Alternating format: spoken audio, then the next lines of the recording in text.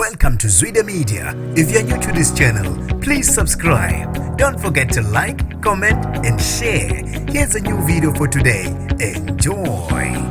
Uzobolela ejele umlisi ogwethe udilika jele ababili ngecala lokubulala adubulo gogo bakhe ababili ngoba ebasola ngobuthakathi. Nginibingelele ngiphinde nginamukele ezindabeni zezidemiti igama lami ngusibonga konke wakandwande Mothanda ungangibiza intatheli eka YouTube. Ugwethe odilika jele ababili umlisa wasengwavuma uNkosiyethu Makhunga ngecala lokubulala ogogo bakhe ababili abalamanayo.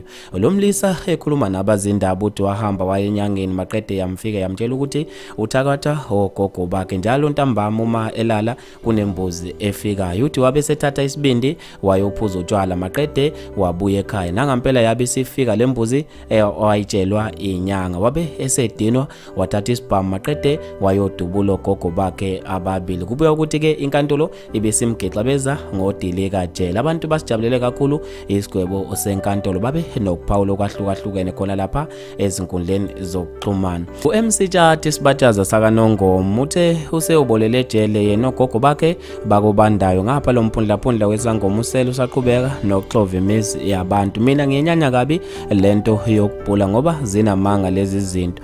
Uma umuntu enza okungalungile kuyazivelela ngale kokuya kule msangano yembhulo. Uthobile P uthe lezi ezidla imbumba zisayiqhatha imindeni kusazochitheka igazi ngenxa yazo. Ulindelani hlabisa uthe into ezothiwani ngoba bakhona ngampela abantu abathakathayo kodwa akuba nzima ngoba awukuboni konke. uSiphamandla Mthimkhulu uthe kwakumele edubule yona leyo mbuzi ayeko ogogo bakhe. uNtsike Manqele uthe isayinde lento yokuxovana kwemndeni ngoba umuntu uma eprofethwa inyanga thizena ngeke sazi kumbe usephumuze umphakathi kumbe bayasukelwa ngampela. uSwish Play uthe uyinsizwa Makhunga uphumuze isigodi sonke ngeke phela kumbe ubethakatha wena wedwa kodwa siyasola ukuthi ubethakatha bonke abantu. uThabitha Mkhize uthe izinyanga zisazoqeda imndeni la ngaphandle. Bafethu maningi kakhulu ama-comment ngizofisa ukuze ukuphala kwakho khona lapha kwi-comment section ngalo lo daba. Mina nje ngitathela YouTube